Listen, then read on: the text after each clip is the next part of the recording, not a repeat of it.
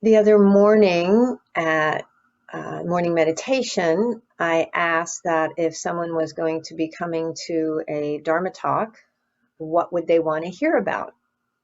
Because I had nothing. I couldn't think of anything to talk about on Thursday night. And the suggestion was blame. Someone, I think it was you, Donna, said you wanted to hear about blame because they talk about it in the Eight Worldly Winds, praise and blame. And then um, Ruth piped in and said, well, if you're going to do blame, I think it was you, might as well do shame as well. So I thought that would be an interesting investigation. I know folks have asked me in the past about shame in Buddhist teaching, and I've talked about it before. And for sure, blame is in the suttas. The Buddha actually mentions it a number of times. So I wanted to uh, thank you for those suggestions. And I looked into it, and most of the mentions of blame are not in a really good way. It's not that blame is something good. A lot of the stuff I saw was in the suttas was referencing kind of like the eight worldly winds. For those who are not clear or don't know what the eight worldly winds are, they're these four sets of experiences that happen to everyone, that happen to every human being who walks this planet. We all experience pleasure and pain. We all experience gain and loss, fame and disrepute, and praise and blame. And that we have to realize that it happens. In fact, I found this one in the Dhammapada, a couple of lines from the Dhammapada, these collections of short teachings. It says, indeed, this is an ancient practice, not only one of today. They blame those who remain silent. They blame those who speak much. They blame those who speak in moderation. There is none in the world who is not blamed. There never was, there never will be, nor is there now a person who is wholly blamed or wholly praised. So this is the Buddhist teaching. It's like you just have to exist and you will experience blame. And so to recognize, and that's a teaching of equanimity, to recognize that this stuff is going to happen. And it's not so much that it happens, but it's how you work with it. How do you respond to it instead of reacting? Responding is better. And so recognizing, oh, that's praise. What happens is we have this tendency to um, experience praise and or pleasure or fame, whatever the pleasant quality of the worldly winds are, and we chase those and we push away the other. You know, I want the praise, that's tasty. I don't want the blame. I want the pleasure. I don't want the pain. So watching that, this equanimity, I did the day long today on equanimity. And it was really, how can I hold my joys and my sorrow in balance, not being knocked over by either one of them. And so this is how the Buddha talks about blame. And he says people who get caught up in blaming are those who are trapped by the three poisons, by greed, by hatred, by aversion, by delusion, that they're just caught up, and then because they're caught up in this, they lash out and blame. And so to recognize that it's not what you're doing, it's what those other people are entangled in. In fact, I think it's there's a line here. Now, it's not that blame is levied is the problem. The problem is our reaction. You know, again, like I said, we have to recognize that we feel smaller when we're blamed, but to see if we can disengage from taking it personally. What happens is we put it on. And the invitation is to recognize these folks are caught up in this greed. It's not about you. They're driven by fear. They're driven by anger. They're driven by their own stuff. And they're, as the Buddha would say, unskillful. And folks who are unskillful can fall into blame. They fall into a lot of stuff. He said there's this one sutta where he talks about, they imprison, or they take, or they place blame, or they banish. So this is one of those things that's just not very wise or skillful. And Sylvia Boorstein asked the question, is there ever an appropriate time for blame? And she said, there are no human enemies, only confused people needing help. So if we can recognize that, again, this is one of those graduate level types of things, because when we're blamed, it does feel personal. It feels very personal. But we have to recognize that the folks who are blaming are compelled by these forces that are not personal. It's like they're caught up. It's all the harm I have caused is when I've been caught up in this greed or fear or aversion or delusion. Oftentimes it's delusion. I'm just so unclear, and that's when I cause harm. That's when I lash out. That's been my history. That is still my history. I see that when I cause harm, blame is a go-to for me. Not a lot, but it can be in particular circumstances. When I stop and investigate it, it's because I'm fearful. I'm fearful of something that might happen. And when I'm fearful, I don't want to take responsibility. I want to push it onto someone else. And so that's when I move into blame. That's when I move into this, not me, not me, not me, not me.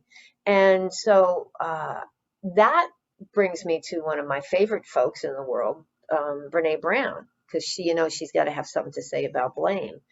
And she does. And when you're looking at it this way, when I'm thinking, I don't want to be guilty. I don't want them to be angry at me. I don't want to, admit to making a mistake. That's my conditioning. That's my personal story. I can't admit to making a mistake. I carry that baggage of perfectionism, or I have carried that perfectionism, that baggage. How do I not take responsibility? Because that would be scary. Blame. They did it. This. And I think it falls in with rationalizing too. I can rationalize and create these amazing scenarios. They're convoluted. I see when something happens and it's like immediately the brain kicks in. How can I move this to them? And I spend hours doing that. I have spent hours doing that. Thankfully, I don't do that anymore most of the time. Or I go there for a minute and then go, blame. What's going on underneath? Come back, let go of the blame, and address what's here. And Brene Brown talks about blame. Blame gives us some semblance of control, which makes perfect sense. It's like if I've done something wrong, I'm unsure of what might happen, or if I've made a mistake, the ground is uncertain beneath me. If I can shift something, then I have the control. It's you.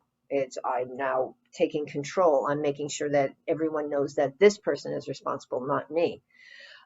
It's a way also to discharge our discomfort and our pain. That's absolutely true. When I'm uncomfortable because of some situation and I point the finger over there, I'm off the hook.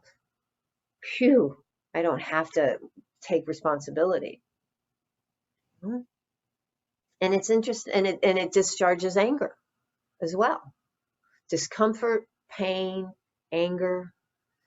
And she says it has an inverse relationship with accountability. The more we blame, the less accountable we are, which absolutely makes sense to me. Because when I was blaming, saying it wasn't me, it was them, that takes me out of the equation. Therefore, I don't have to take responsibility. I don't have to admit that I did something wrong, because being accountable is a vulnerable process. It's uncomfortable to say you made a mistake. I remember when my boss would call me into his office, I knew I was going to be fired. The walk up the hallway, I would sometimes say goodbye to people, say, all right, this is it. And he would just want to ask me a question or something, but I was so fearful, And I remember the first time he said, I was an analyst, so I did a lot of spreadsheets, and he asked me about some numbers that were wrong. And I said, oh, I did that. And I was gearing up, and he said, okay, let's see how we can fix it. And I was like, what? Because I was ready to be, chewed up and spit out. And it's like, oh, taking accountability, it doesn't necessarily end the way I think it's going to end. So when I blame, I'm not willing to go there. I'm not willing to have that vulnerability, that discomfort. And she said, and this I find interesting, people who blame a lot seldom have the tenacity and grit to hold others accountable, which makes sense, because if you're in a blaming spiral, and we are in such a blaming society right now, nobody takes accountability. Nobody takes accountability. It's this and that and that and this. It's extraordinary. I saw a woman on the Daily Show the other night. I think she's a teacher, but she's like got this Instagram account, and she does I think her name is Sarah something. I don't remember. Anyway, she was saying people have a real problem right now distinguishing between bias and lying.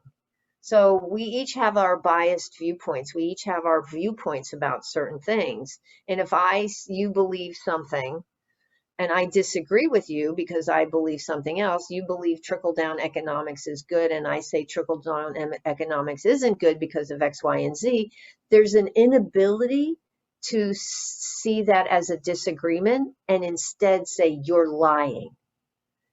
So that's a type of blame. And that shuts down all conversation right there.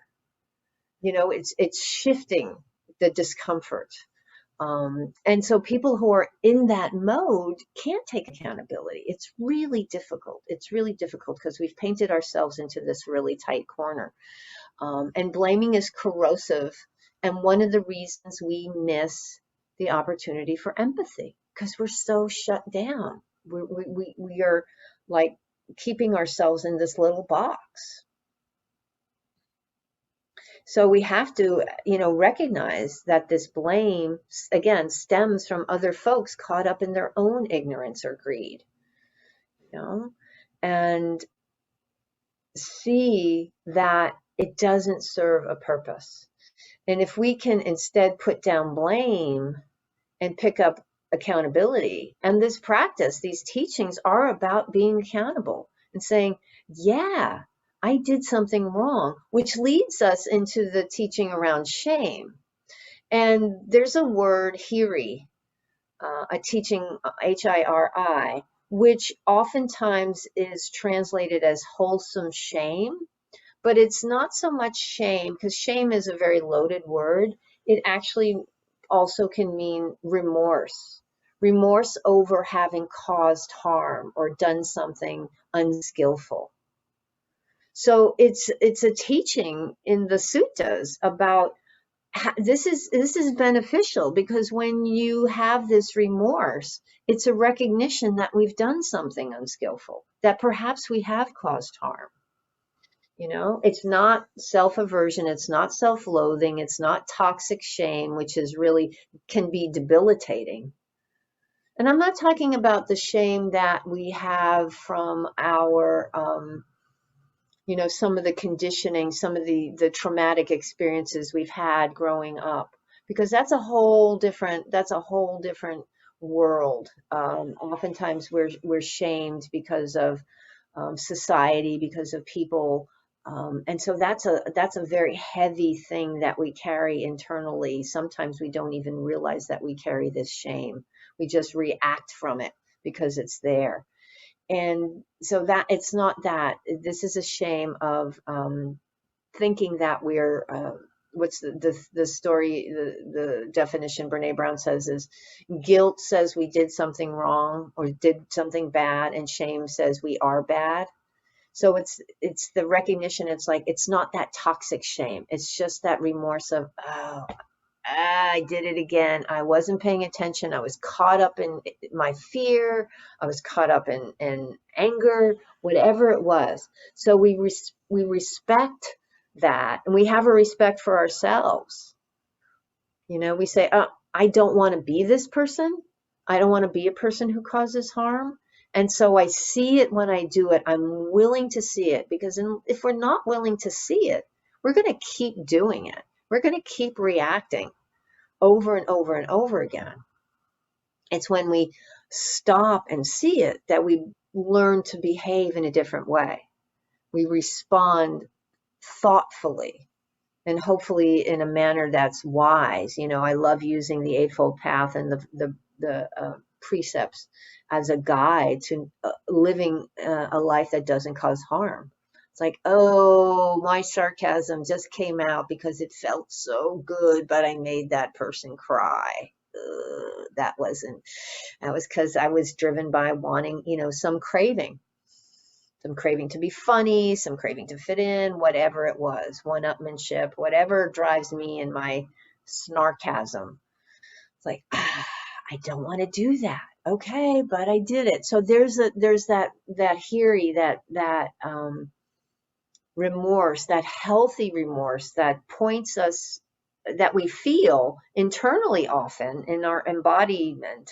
We have an embodied sensation, and then when we pay attention to it, we go, oh, I didn't do that right. And so it's a discomfort we feel, as opposed to, as James Barris calls, the bliss of blamelessness. When we move through the world not causing harm, there's this bliss, but when we do cause harm, it's like discomfort.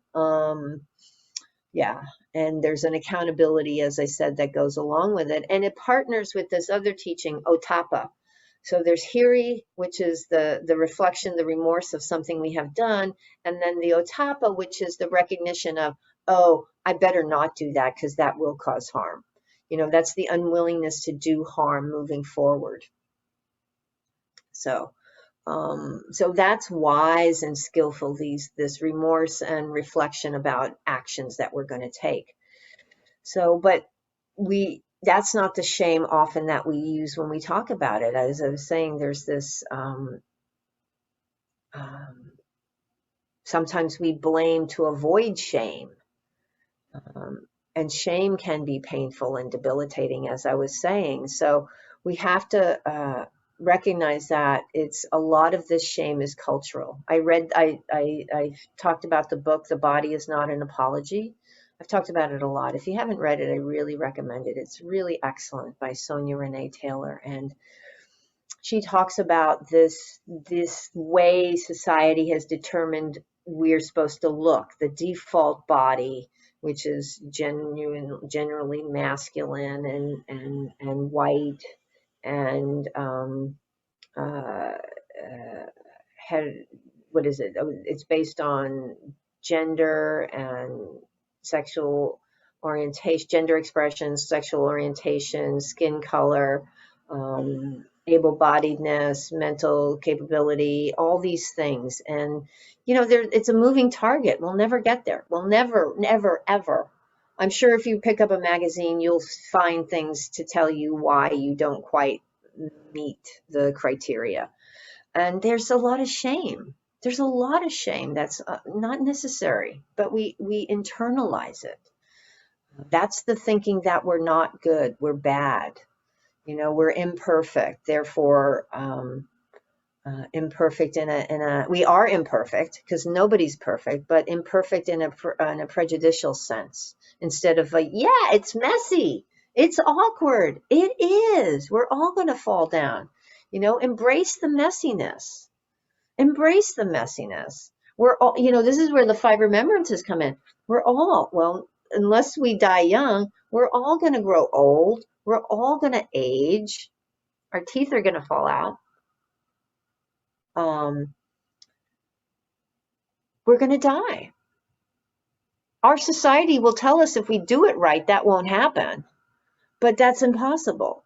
And so to embrace that and recognize that just because we are, it's enough. Just because we are, it's enough. Yeah, Brene Brown has another thing. She says she's studied shame. She's a shame researcher. And she says, there are certain triggers that are more common than others. And these are appearance and body image, sexuality, family, motherhood, parenting, professional identity, and work, mental and physical health, aging, religion, speaking out, and surviving trauma. So there's a lot of shame triggers that we have to be aware of and work through the ones we can work through and get support and help, professional help if necessary, for the others that can be debilitating and cause us challenges as we move through our lives.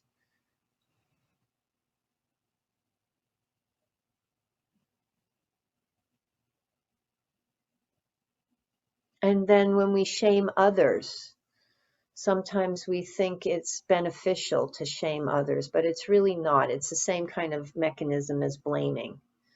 You know, shaming people into better behavior doesn't work. Research has shown it doesn't work.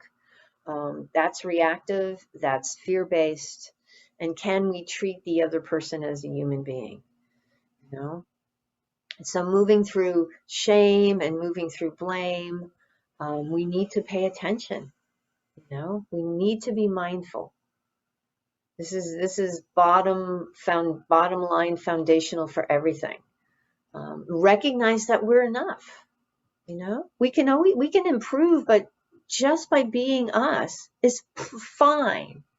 We don't have to be anything other than what we are. We actually can't be. I mean, we can shift and set an intention to move in a direction of living a life that's not harming. We can practice to let go of what doesn't serve. We can clear away the dust in our eyes. We can see clearly, cultivate that clarity and compassion and that empathy.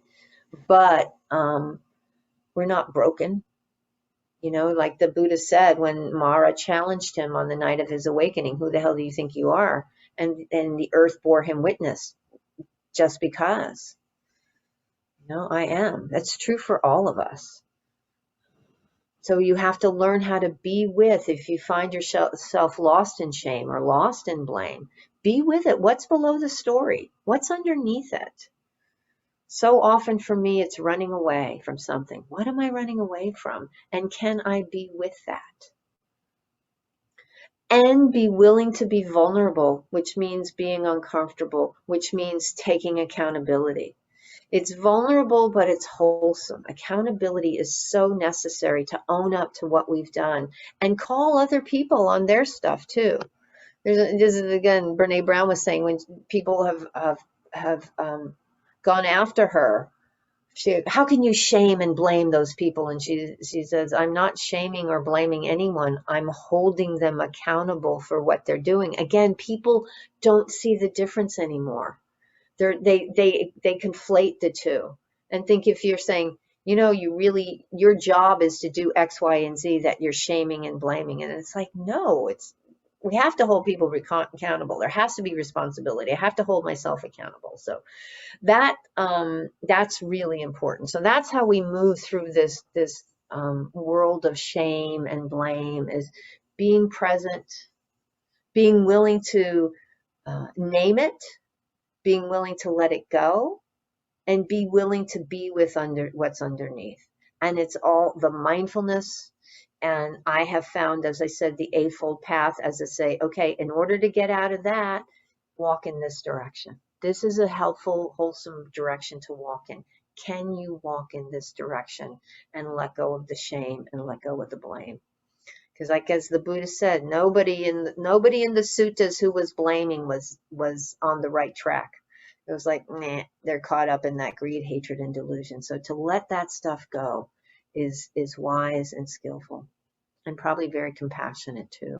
So those are my thoughts on blame and shame, and I want to thank you for the suggestion. I take requests. So if you have requests, just send them my way. So thank you.